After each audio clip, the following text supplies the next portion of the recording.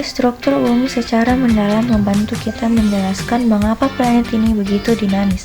Secara umum, para ilmuwan membagi lapisan bumi berdasarkan dua kriteria komposisi kimia, apa bahan penyusunnya, dan sifat mekanik bagaimana lapisan itu berperilaku. Bumi atau crust, lapisan terluar tempat kita tinggal. Kerak bumi sangat tipis jika dibandingkan dengan lapisan lainnya, mirip seperti kulit pada buah apel. Contoh, kerak samudra, lebih tipis sekitar 5-10 km, namun lebih padat, didominasi oleh batuan basal. Ada juga kerak Banua, lebih tebal sekitar 30-50 km dan kurang padat, didominasi oleh batuan granit. Mantel, lapisan ini merupakan bagian terbesar dari volume bumi, sekitar 84%. Mantel terdiri dari batuan silikat yang sangat panas, meskipun padat pada skala waktu geologis. Mantel berperilaku seperti cairan yang sangat kental. Pergerakan panas di sini arus konveksi adalah mesin utama yang menggerakkan lempeng tektonik. Inti luar berbeda dengan mantel. Inti luar berada dalam fase cair. Lapisan ini terdiri dari besi dan nikel. Perputaran besi cair di lapisan ini menciptakan efek dinamo yang menghasilkan medan magnet bumi yang melindungi kita dari radiasi matahari yang berbahaya. Inti dalam meskipun suhunya sangat ekstrim bisa mencapai 5000 Celcius atau lebih. Inti dalam tetap berbentuk padat. Hal ini disebabkan oleh tekanan yang sangat luar biasa dari lapisan-lapisan di atasnya yang mencegah besi mencair. 1. Fenomena geologi litosfer. Fenomena ini bersumber dari aktivitas di dalam perut bumi, terutama akibat pergerakan lempeng tektonik di atas lapisan mantel yang panas. Gempa bumi, pelepasan energi secara tiba-tiba akibat pergeseran lempeng, vulkanisme, keluarnya magma dari perut bumi ke permukaan, tsunami, gelombang laut raksasa yang biasanya dipicu oleh gempa bumi di dasar laut atau longsoran bawah laut. 2.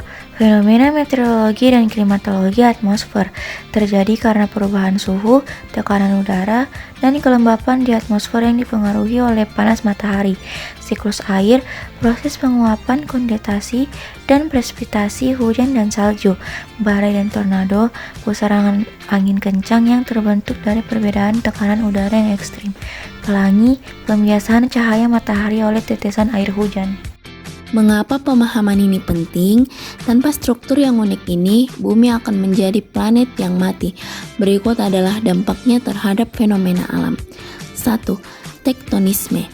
Pergeseran lempeng di litosfer menyebabkan gempa bumi dan pembentukan pegunungan seperti Himalaya. 2. Vulkanisme. Panas dari astenosfer memicu pelelehan batuan menjadi magma yang bisa meletus keluar melalui kerak. 3. Perlindungan planet.